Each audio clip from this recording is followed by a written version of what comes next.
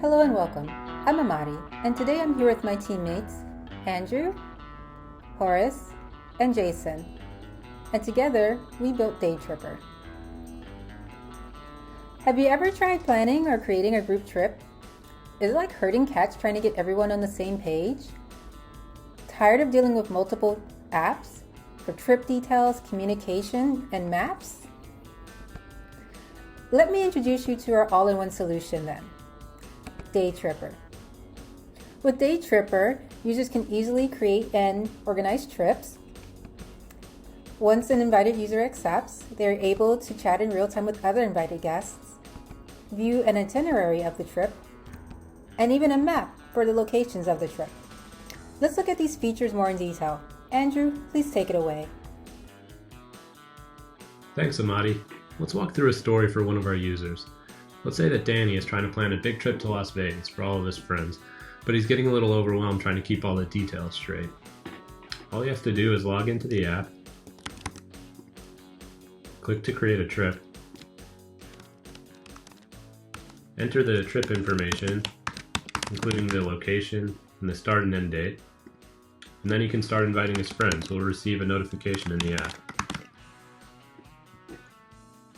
From here, Danny can check the guest list to see who's RSVP'd, and use the day-by-day itinerary to keep track of his schedule and view individual events.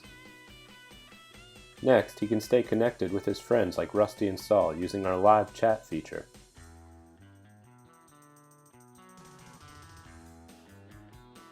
And lastly, our mapping feature allows Danny to visualize the location of all his events to help him make a smooth getaway.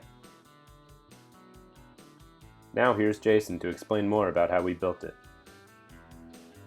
Let's go through the tech stack and other technologies that we use to develop our application. For our front end, we used React Native. All of the data such as trip details, event locations, and chat messages were all stored and handled using the Redux store. Everything you see in our application, including the login, the individual trips, and chat screens, were designed using React Native and Redux. In order to connect our mobile application to API endpoints, we built an Express application and decided to store our data in Postgres because of our many associations between our database models. The last two technologies that were essential for our application were Socket.io and the Google Map API. Socket.io allows for real-time message broadcast to everyone, which allows them to be up to date on the details of the trip. The Google Map API was used to search for various places when a user was creating a trip or an event. All these technologies come together to allow anyone to have a fun and efficient way to plan trips without any of the headaches.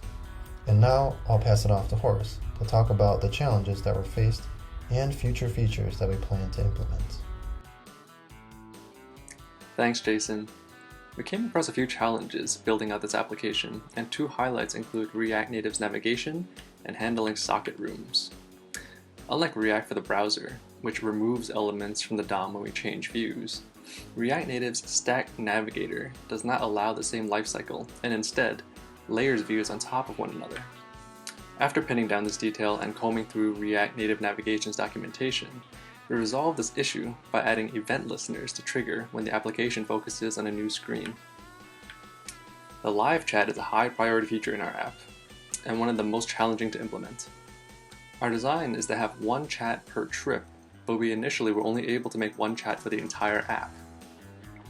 With guidance from our advisors, we were reminded why they were called chat rooms, and were able to create individual rooms based on trip IDs. In the future, we are planning to include new features such as a searchable map, live guest locations, polls, and a shared photo gallery. You can try out our app using the address on your screen. Thank you, and we wish you happy tripping from DayTripper.